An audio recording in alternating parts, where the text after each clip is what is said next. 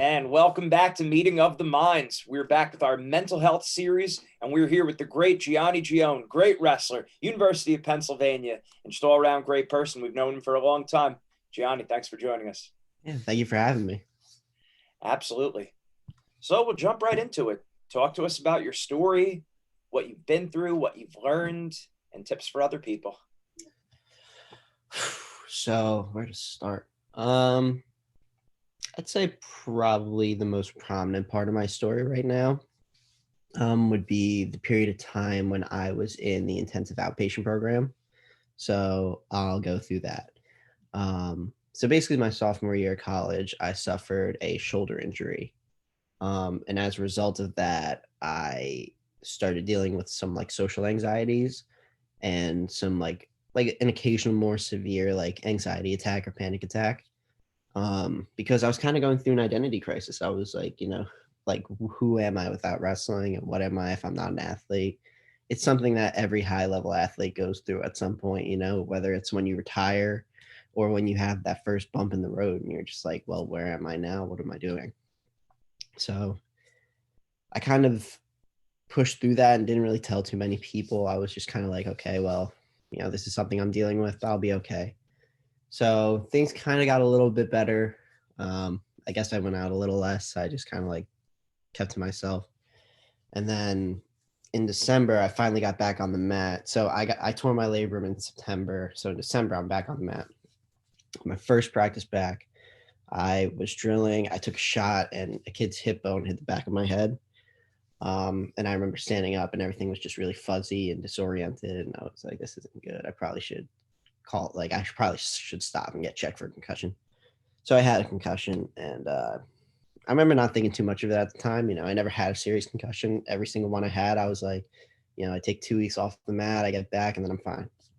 So I go home. I played video games for like a week, and then I tried to get back on the mat too early, and it definitely messed with my brain. So I remember, so it's Christmas break at this time. It's probably about New Year's Eve, and I'm hanging out with my buddy, and we're watching like a movie or something, and I have like a full-blown panic attack, probably to this day the worst one I've ever had.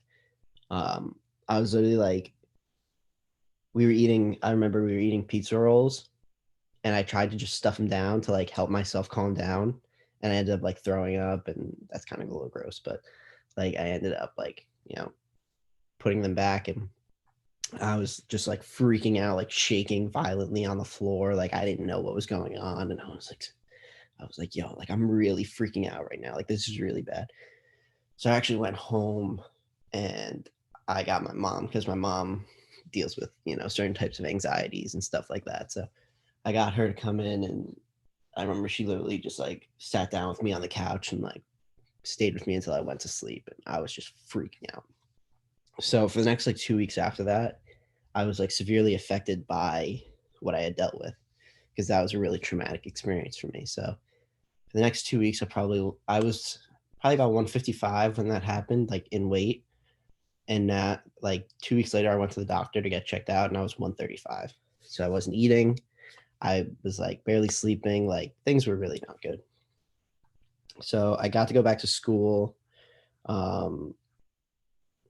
probably about mid-January, and I got back on the mat, and literally again, my first practice back, I got hit with someone's hip bone, and I think it was like the side of my head actually, and I kind of just relapsed. Like everything was going a little bit better, but everything kind of just fell apart at that point. So my brain really was not functioning properly.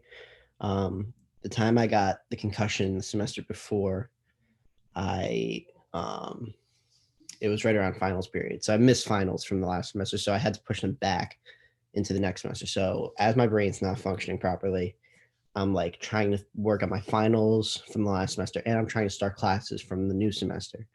So it's like not working at all. Like I can't pay attention. I can't like sit down and retain information. Like I remember literally sitting down trying to write one page of a paper. All I had to do, one page. And it took me about 2 hours.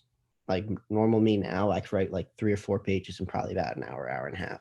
It took me literally 2 hours just to write down one page of bullet points. And I was like, this is not good. This is messed up. So I went to a doctor, and I was like, this is bad. I'm messed up. Like, I need help. And she prescribed me this benzodiazepine called Klonopin, which is like one of the strongest benzodiazepines on the market. It's the same family class as Xanax and stuff like that. So, the amount that she prescribed me was like a little bit too much for me, and I didn't know that. So I was taking them like I was prescribed. If I was having a panic attack, you take one. You take one when you wake up. Maybe you take one when you go to sleep. I forgot what the exact dosage was. So over the course of 2 weeks, I kind of started to realize that something was wrong, because I was like, I don't really remember the last 2 weeks. Like, I didn't have any short-term memory. Like, people were coming up to me being like, yo, remember this and this and this. And I was like, I don't remember that at all. Like, something's going on here. So weaned myself off those, and I was at my then girlfriend's house, and I'm having like a full-on panic attack. And I'm like, I think I need to leave school. Like, things are really, really bad. Like, I can't remember the last 2 weeks. My brain's not working. I'm like, I can't sit down in class. I'm having like panic attacks just hanging out with people. And then the only thing that's helping me is making me forget like everything that's going on. So I think I need to leave school. So I tried to tough it out for a day. It was actually funny. So I went to Penn. I went back to Penn probably, I think it was the next Tuesday, and tried to like push through. And I had a meeting. My parents drove me in. I had a meeting with my CAPS therapist, and they had a meeting with my coaches to talk about everything that was going on. And I remember sitting down with my CAPS therapist and having a full-blown panic attack in the room with my CAPS therapist. So I was like shaking. I was like, I don't know what's going on. I need help. Like, I need to go to the hospital, because I was so like terrified of what was happening. So she was like, look, like, I'm like, I'll help you get to the hospital if you want to go to the hospital, but I don't think that's going to help you right now. Like, I think what you want is answers. And I think the best way to help you with that is to like have you leave school, because like you kind of like, you don't have anything to do in school right now. Like, you're behind on classes, like you can't focus, you can't really do school. So yeah, at that point, I called my mom. Actually, no, my therapist called my mom and told her, she was like, so we're going to take John to the hospital. And my mom was like, what? Are you kidding me?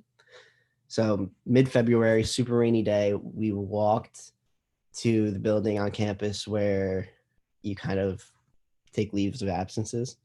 Walked there. I remember so vividly just being like, that's probably rock bottom. Like seeing your parents super upset about what you were going through. Like, I could deal with it, but I hated seeing what it was doing to other people. So we left school that day, and then I joined the IOP, and I learned kind of everything I do now from there. Yeah, that's great that you're able to keep moving forward. And I know it's difficult. You brought up some good points there about one, how the physical affects the mental, right? Like sometimes it starts with the physical injury, and then kind of things start spiraling mentally, emotionally. Certainly a normal response. And then the other thing was the transition. So I'm taking notes while you're speaking. Transitioning from being a wrestler to being ordinary person, which we're all ordinary people to begin with, but now we feel more ordinary because we're not wrestling. So it's like we have that, like kind of almost like, where's the purpose? So Yeah. talk to either of those points, that transition out of wrestling, and also how the physical impacts the mental. Yeah. So, I mean, when I got that concussion, I was like pretty sure that I was never going to wrestle again, because I was like, if I get another, I was like super scared of having like CTE, and like super like scared of getting like traumatic brain injuries and stuff like that. Because, like if you have a concussion that does something that severe to you, like imagine what a really serious brain injury does. So I was like pretty much telling anyone who asked, I was like, yeah, my career's probably over. Like, I'm happy with what I did, but I can't deal with like more concussions. So I kind of had to just sit with myself and think back on my career, and kind of become content with everything that I did. I came up short in a lot of ways. Don't get me wrong. Like, I took second in the state, and then I never won states, and then like I never made it to NCAA. So there's a lot of goals that I never got to achieve. But when I look back on it, I still got to do a lot of stuff that people never get to do in their lifetimes. Really, really great wrestlers sometimes don't make state finals, and like I kind of had to sit there and not force myself, but kind of realize that I had a lot to be thankful for. And to sit there and, pout and moan about things that didn't happen was kind of counterintuitive, because I was like, just because I didn't get to achieve what I wanted to doesn't mean like it was all for nothing. So, that transition period for me was really like difficult, because I kind of had to look at myself and be like, okay, well, I'm not a wrestler anymore. So I used to identify myself as a wrestler. Like, if you ask me, who are you? I'm like, Gianni Ghione. I'm a really good wrestler, or not really good. That's really cocky. I'm Gianni Ghione. I'm a wrestler. Like, I spent my life wrestling. I worked super hard on it. When I wake up in the morning, I think about, should I go on a run? Should I go lift? Should I go to practice? Should I get a roll in this morning? Like, it was just the way I identified myself. So to think about that being over was very difficult. And I saw a little bit of it with my brother, because his junior year of college, he had to walk off the wrestling team. He was just cutting too much weight and stuff like that. But it was like really hard for him to like walk away from the wrestling team, because I don't want to say he was bitter, but he felt like there was so much that he could have achieved and should have achieved that he just hadn't yet. And he was very, very, upset with the fact that he was like, I can't achieve the things that I wanted to, circumstantially and, physically. Like, I'm hurt. I'm like not able to get on the mat and do the things I want to do. So then the next year he transferred to a Division III school, Elizabethtown, and he got to wrestle there, and he became a Division III All-American. But even after that, he was very happy that he was able to achieve something like that, and it definitely gave him a sense of closure. But even after that, it was kind of really difficult for him to think about wrestling. Like, I remember talking to him about it, and I was like, yeah, let's get on the mat, let's get a roll in, because that was after my freshman year. And I was like, let's get a roll in. He was like, dude, I don't want to step on the mat for a while. Like, I kind of need to like be away from wrestling. So I see that very often. I think of like a lot of people I know that wrestling was their identity and their lifestyle, that after it's over, they need to take a lot of time away from it and kind of just like separate themselves from the sport. And I think, that's a really sad fact of the sport, is like it's so all encompassing, like you, because of the cutting weight aspect, all you think about is wrestling. Like, you wake up, you're like, what can I eat today? When can I run? What can I drink? Like, blah, blah, blah, blah, blah. It's so, everything you do is so goal directed that when you're done with the sport, it's like, well, now what? Like, I don't have that. Where do I go? So that's kind of my piece on the transition piece. And the other thing was how the physical affects the mental. So, when I had that first injury, that first labral tear, I was so, like, at first I was kind of okay with it. Like, when it first happened, I was like, oh, whatever, I got a month off of wrestling. I got to take a break, and then I'll just come back and I'll be fine. And then as time went on, I kind of just started to be like, well, like, what if this gets more serious? Like, shoulder injuries are not easy to deal with. Like, they don't kind of just get better. Like, I know people with shoulder injuries that gets 5, 6 surgeries. And like, I know people with shoulder injuries that are like, yeah, dude, they just don't get better. You can rehab as much as you want, but just you land on it the wrong way, and like, you're set back all the way. So um it was really difficult for me to think like, okay, well, my shoulder might never be the same. Like, to this day, it's still pretty messed up. Like, I can wake up in the morning if it's raining and I'll just be like super sore and achy, and I kind of have to like stretch it out. And that was 2+ years ago. So it definitely affected me mentally, because I was like, well, I have to change my wrestling style now. Like, I can't do the things I used to do. Like, I used to be able to get super extended on a shot and kind of like reel things in, but I can't do that anymore. Like, my shoulder's messed up. So it really made me look at myself from a wrestling perspective and think of who I was. But even now, like, I think of how the physical affects the mental. Like because of what happened with my panic attacks, like if I start to feel a little bit weird or like unfamiliar physically, I'll start to get like worried that I'm about to have a panic attack um because of like the way that my panic attacks happened in that time period. It was always just like I felt very like hot, and it was a very unfamiliar feeling, and I felt very hot and confused, and I would have like heat flashes and stuff like that.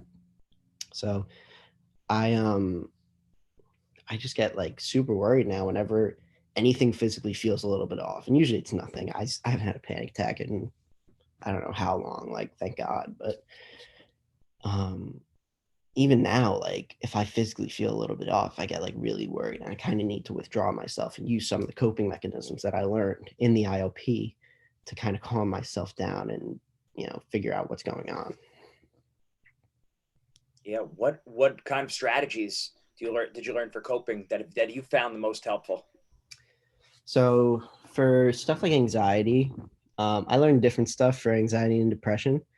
Depression I've also dealt with. I've been open about that on social media. But for anxiety, I kind of learned a lot about the brain, and that helped a lot because I was able to kind of understand how the brain works a little bit.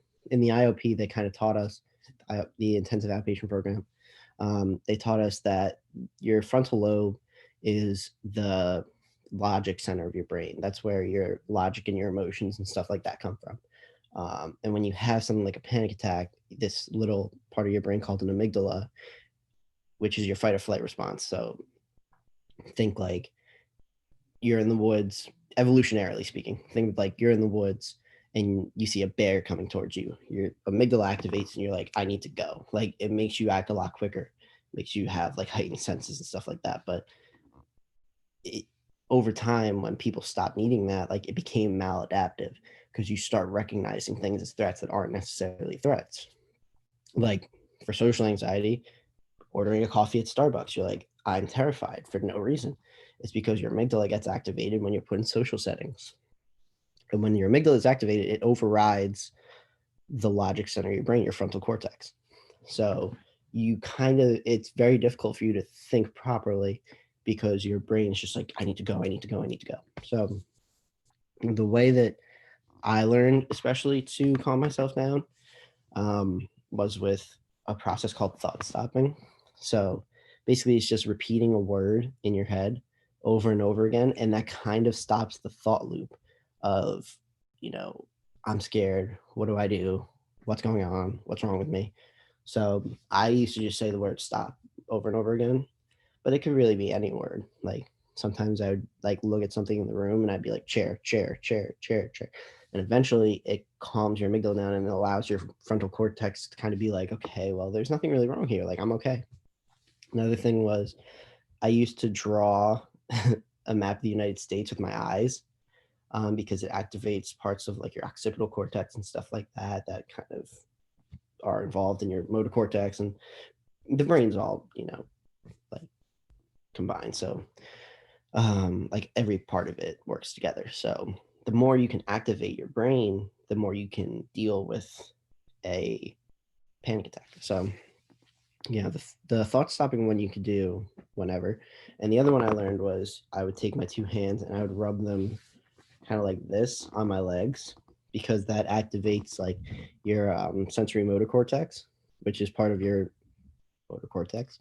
Um, and that works in calming down your amygdala and activating your frontal cortex. So basically, I did a bunch of stuff because you like there's no way that you could activate just one coping mechanism and be fine during a panic attack, especially. So I kept learning new things, and like things like mindfulness, being in the present moment, doing like body scans of my own, like thinking about like, okay, how do my toes feel, then how do my feet feel, how do my ankles feel, how do my legs feel, like my calves, my knees, my like working all the way up the body, and just like sitting and thinking about how I feel and where the problem really is coming from. And usually it's just mental, but sometimes it's also physical. Like, you know, symptoms of an anxiety attack can be a racing heart, or like, your fingers feel kind of numb or like itchy or sweaty or whatever. So a lot of times being able to isolate where the problem is very beneficial. Definitely. No, that's great stuff right there. And like you said, it's a full assault on it. It's the mind, it's the body. It's not just looking at one particular strategy as like a magic pill or silver bullet, whatever you want to call it, but using multiple things that could help you. Hmm. Yeah, for sure. And honestly, that's the way it is for a lot of stuff, even like depression. Like I've dealt with depression before, and I've been open about that.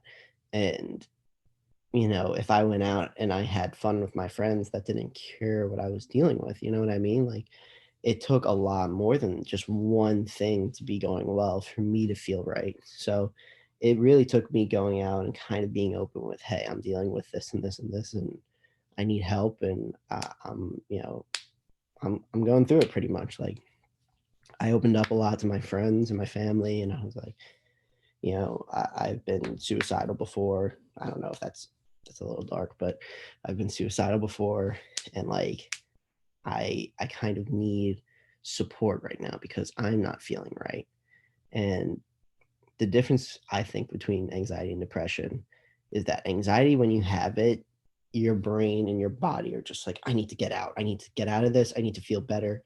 I'm terrified and everything just needs to get better. When you're depressed, it's the polar opposite. You're like, I want to stay in this. Like, I don't want to leave my room. I want to lay in bed all day and I want to, watch TV and eat, Pringles, and just, I don't want to like interact with anyone. I kind of just want to stay here. And I think from what I've dealt with, depression is harder to deal with because everything in your body is just like, I don't want to get up. I don't want to get better. Nothing will get better. I was talking to um, someone who worked for the Penn Gazette, and he was like, the difference between depression and sadness is that when you're depressed, it's not just sad. You're sad and you're apathetic and you think that it will never get better. With every single cell and fiber in your body, you think it will never get better, no matter what you do. So depression takes a lot longer to deal with, for me at least, in my experience. Some people are anxious for their whole lives, but in my experience, depression took probably 4 or 5 years to deal with. Because when I felt it, I was just like, you know what, whatever. I'll just stay in my room and I'll lock my doors and I won't clean up after myself and I just won't see my friends and stuff like that. Um, but yeah, it's again, you need multiple different coping mechanisms to deal with that. Now, when I start to feel those depressed thoughts and stuff like that, I'm like, well, that's not true. I don't want to stay in and be, aloof on the couch. I want to be with my friends and have a good experience. And I don't want something like that to interact how I deal with my familiar relationships, my relationships with like my girlfriend, my friendships. Like I want to be myself and I want to experience life authentically. So yeah, it took me again a really long time to get there, but that was something I had to learn through the help of therapists and friends and people who have dealt with it before. Yeah, and those distinctions that you drew there, that's huge. And that's important for people to realize the difference between sadness and depression, depression and anxiety. So you're able to kind of isolate what's going on and what can I do to help. Now talk about that. You said about family, therapist, having different channels of people that you're able to reach out to speak with, to socialize, and to get help. Yeah. So I'm super lucky. My family was very supportive in like when I was dealing with stuff, helping me through what I was dealing with. Because again, like I said, my mom deals with certain forms of anxiety and stuff like that, and my dad's an old school Italian, so he doesn't necessarily understand it, but he's very supportive. Like when I was going through it, he was like, "Whatever you need to do to get better, I'll be there for you and I'll support you." So I was very lucky and got to benefit from a very helpful family situation. My brother used to call me every night and say, "How are you feeling? What are you doing? Do you need me to come home from Reno?" And I was like, "No, I'm okay. Like, I'll be okay."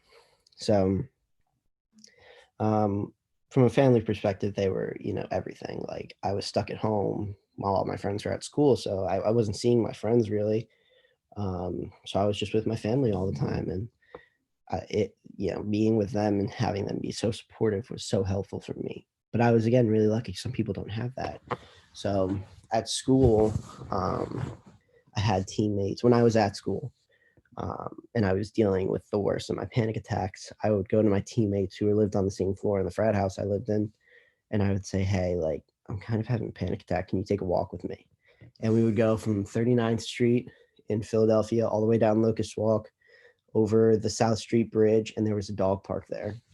And we would go to the dog park and we would sit there and just watch the dogs and hang out and talk and walk back. And usually by the time we got back, it was probably like an hour or so, and I would feel so much better. So, having people like that around that were so understanding of what I was dealing with, that were like ready to just drop everything and be like, I'm here to help you. Like, how can I help?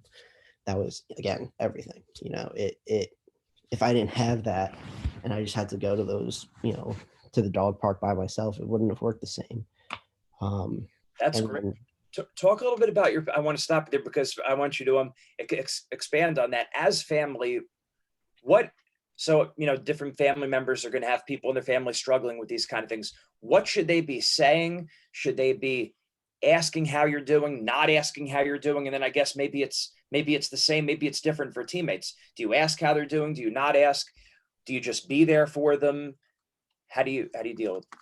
If you're a family so, member, what do you say to deal with them? yeah. So again, it's different for everybody. Like, I remember when I was in the IOPs, an event that had a really profound effect on me was I had a full on panic attack in the middle of.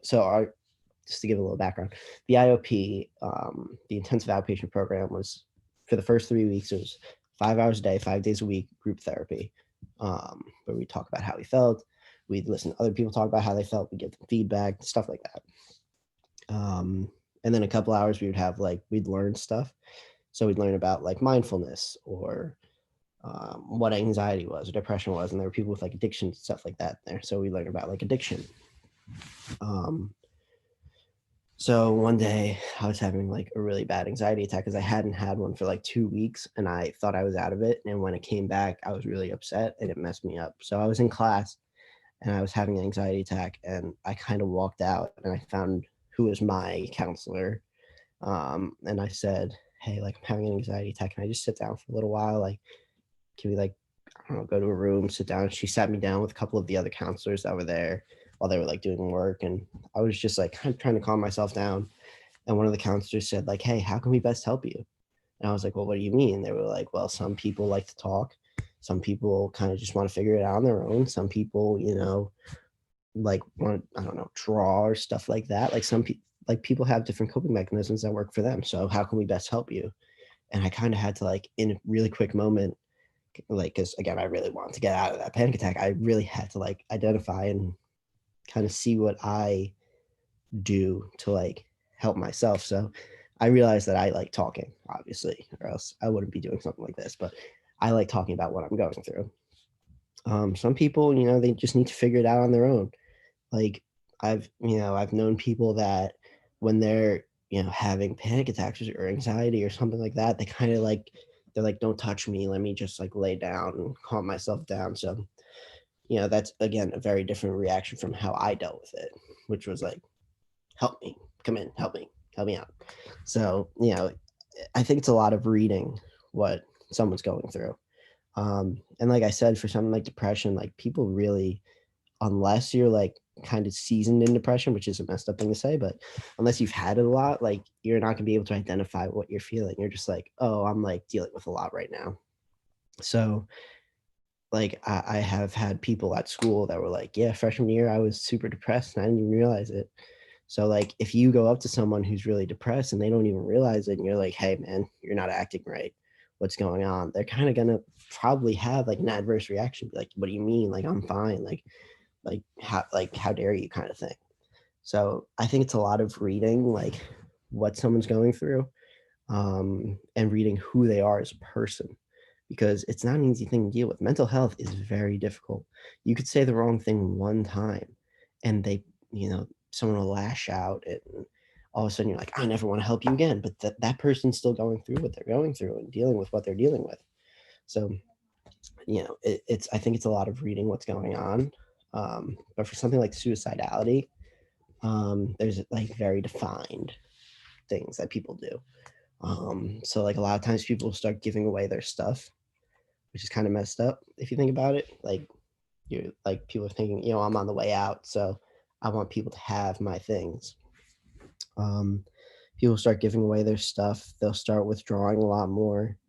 They'll stop talking to people as much. They'll kind of like deal with themselves, and they'll lock themselves in their room for all hours of the day. And um, it's kind of like it in the moment it probably doesn't seem like anything, but when you look back on it, there's very defined and apparent things that people do when they're dealing with, you know, being suicidal. So I urge people, if they're dealing or if they have someone that's in their life that's important to them, they think might be suicidal, I urge them to read up on what those things might be.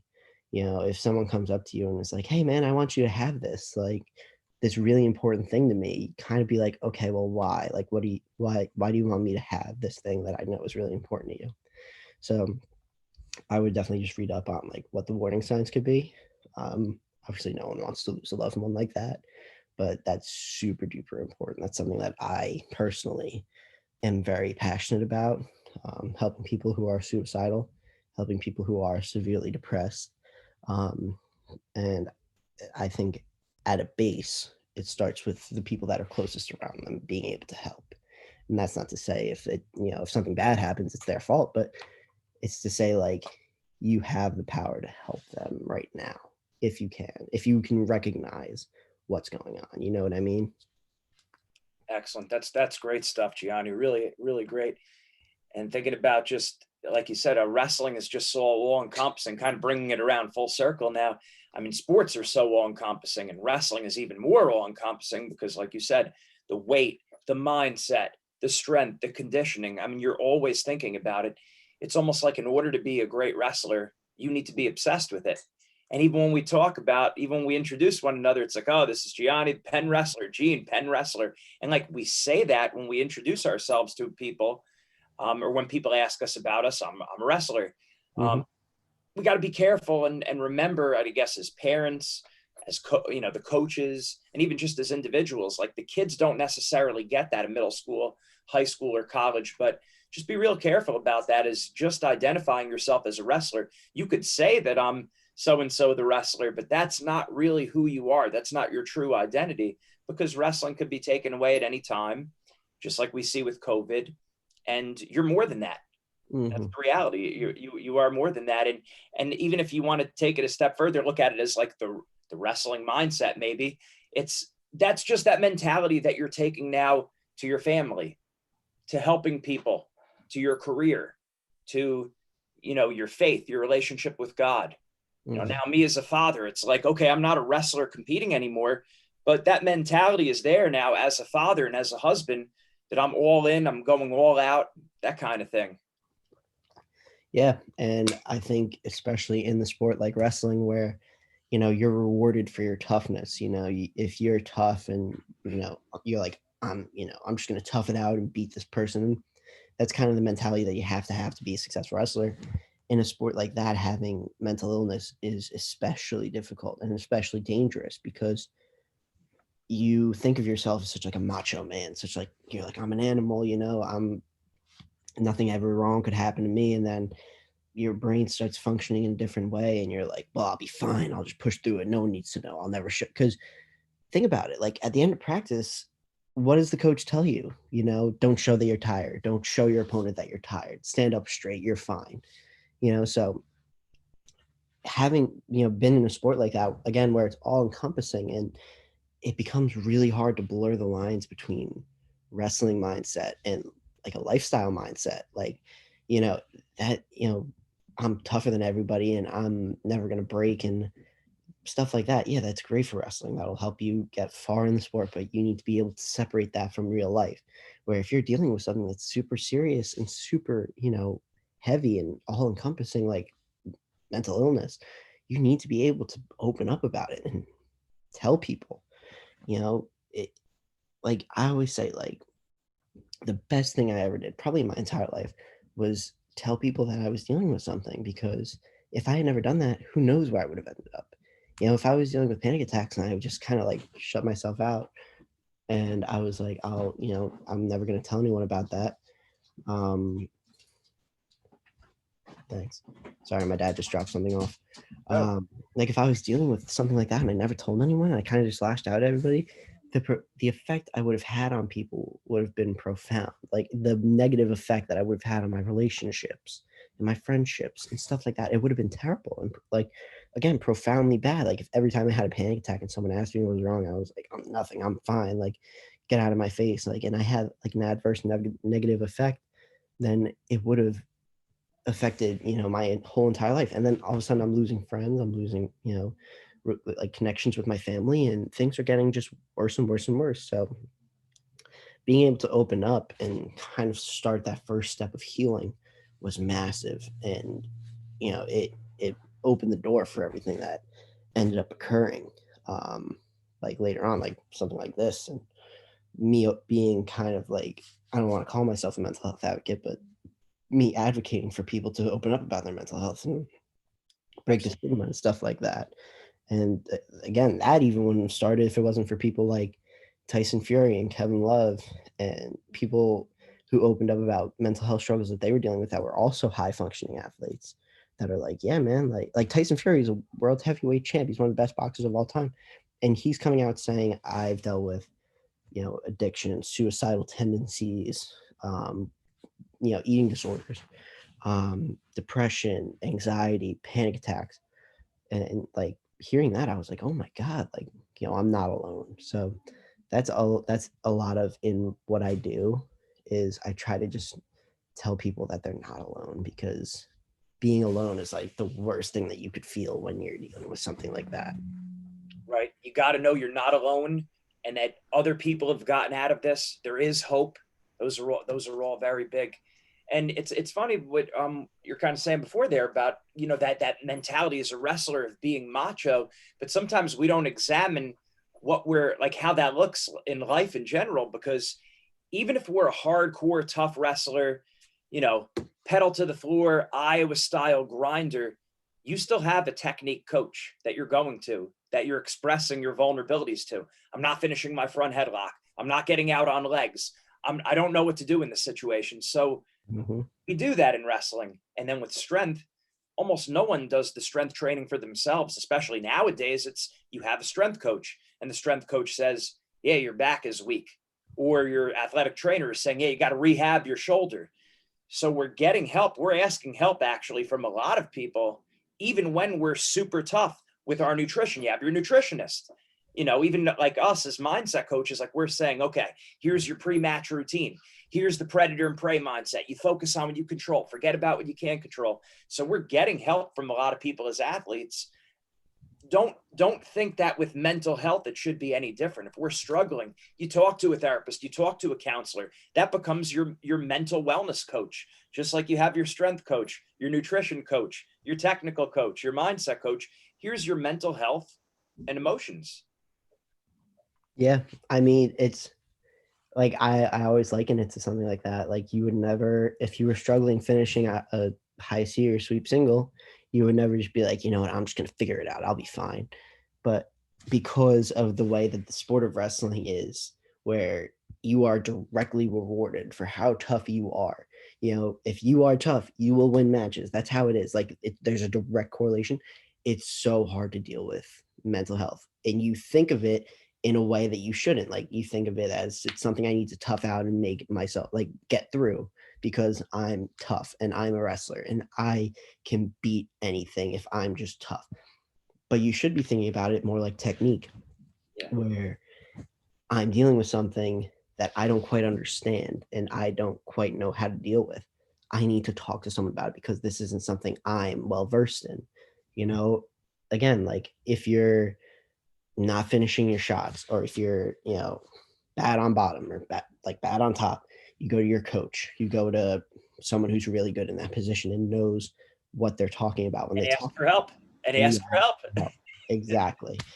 But people think about it in a different, like I know it from like personal experience, and I know from people who have told me, hey, like I thought about it the wrong way. Like I was dealing with something that was really severe. Like people who have told me, like I was depressed for a whole year and I thought that I could just tough it out and make it through. And I thought I would be fine, but it wasn't the truth. Like they had to go talk to someone like a technique coach.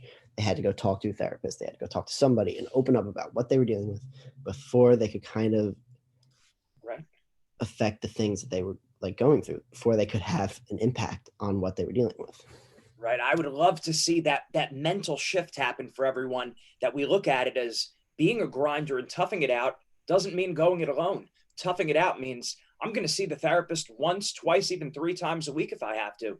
And if for some reason it's not working with this therapist, I'll see someone else. I'll go to the school counselor. I'll call up the psychologist. I know it's tough when you're in, when you're in those low areas to get that energy to act. But if we want to look at it as a grinder mental toughness, yeah, being tough is asking for help every day, multiple times a day if necessary. That's how I'm going to grind it out.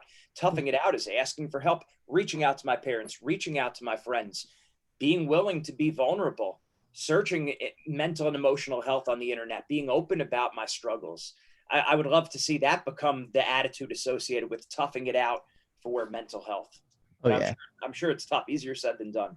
Oh, yeah. It's again, like you said, the reason that that is such a tough thing to do is because it's so hard. Like opening up about your mental health and being able to go to a therapist and a psychiatrist if need be and stuff like that, that to me makes you tougher than sitting in your room being like, I'm going to figure it out on my own.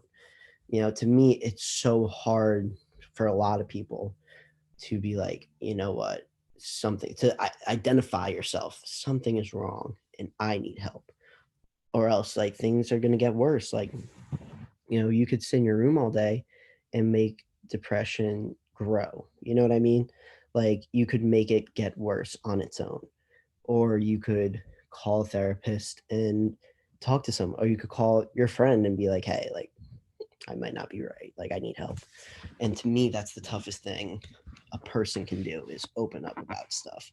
Um, I don't necessarily think it was tough for me to, kind of start talking about my mental health and stuff like that. But a lot of people have told me like, for them being open is like the hardest thing in the world. Like I think Vulnerability, of, humility. Yep. yep. I think of like Matt Valeni, who was a two-time national champ, star wrestler, one of the best pen wrestlers to ever, live. And he, whenever I, open up about something, he always called me really brave. And I'm like, I don't think this is brave. Like to me, it's really not. It's just me opening up about what I've dealt with. People do that all the time. Like you see like the weight loss people on Instagram and Twitter and stuff like that. And like they're opening up about things they dealt with and they, it's the same thing. So I don't necessarily think that it's brave. I just think of it as like necessary. Like I need to do that to help people.